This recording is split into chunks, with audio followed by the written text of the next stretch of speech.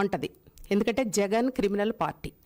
ఎందుకంటే ఆ పార్టీలో అందరూ క్రిమినల్స్, డెకాయిడ్స్, లేడీస్ని ఇబ్బంది పెట్టేవాళ్ళు, అలాగే మహిళల పట్ల అసభ్యంగా ప్రవర్తించేవాళ్ళు. గతంలో చూసినట్టయితే ఎన్నో అంబటి రాంబాబు కానీ, అవంతి శ్రీను, ఇలా ఎన్నో సంఘటనలు చూసాం.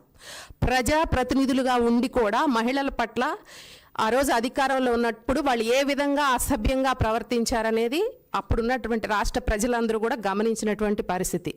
ఈరోజు చూసినట్లయితే జగన్మోహన్ రెడ్డి యథా రాజా తదా ప్రజ అంటారు. ఎందుకంటే జగన్మోహన్ రెడ్డి గారికే తన సొంత తల్లిని చెల్లిని విలువివ్వలేనటువంటి వింత పశువు జగన్మోహన్ రెడ్డి.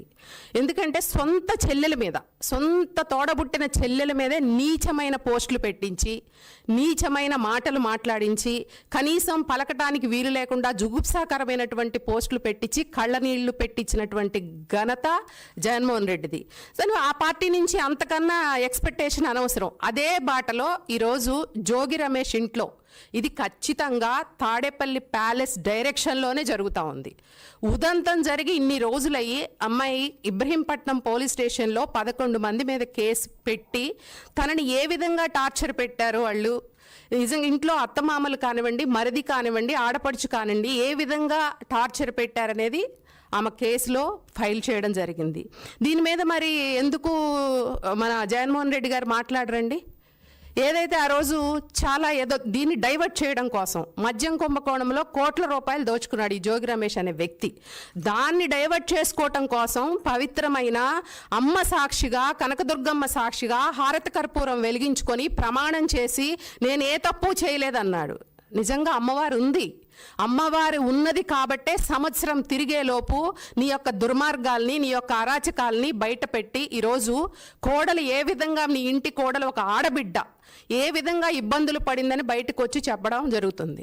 ఈ కోడల విషయాలు ఎక్కడ బయటపడతాయో అని చెప్పేసి తను దోచుకున్న డబ్బు ఏదైతే మద్యం ద్వారా కోట్ల రూపాయలు దోచుకున్నాయని ఇవన్నీ డైవర్ట్ చేయడం కోసం ఏదో తన ఇంటి మీద తనే బాంబు వేసుకొని బాంబుల కలకంలాగా నన్నేదో చేస్తున్నారని తనకు తాను సృష్టించుకొని దీన్ని డైవర్ట్ చేయాలని చూసిన వ్యక్తి ఈ జోగి రమేష్.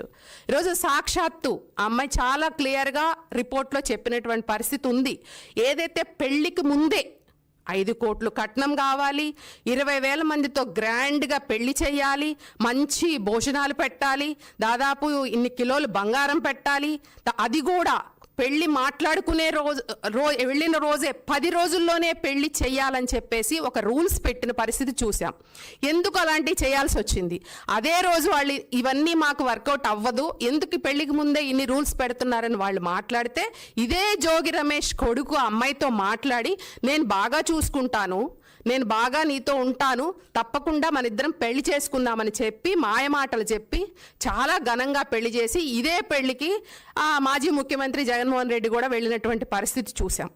అబద్ధాలు చెప్పి ఏదైతే హిందూ మత సాంప్రదాయాల ప్రకారం పెళ్లిలో కానీ తర్వాత కానీ చక్కగా హిందూ దేవుళ్ళని ఇంట్లో పెట్టుకొని పూజించి పెళ్ళైన తర్వాత ఇంట్లో అడుగుపెట్టిన తర్వాత పూర్తిగా మతం మారాలి, క్రిస్టియానిటీలోకి రావాలి అని చెప్పేసి కోడల్ని భయపెట్టడం, బెదిరించటం, అదేమని అడిగితే చంపేస్తామని బెదిరించేటువంటి పరిస్థితి చూసాం.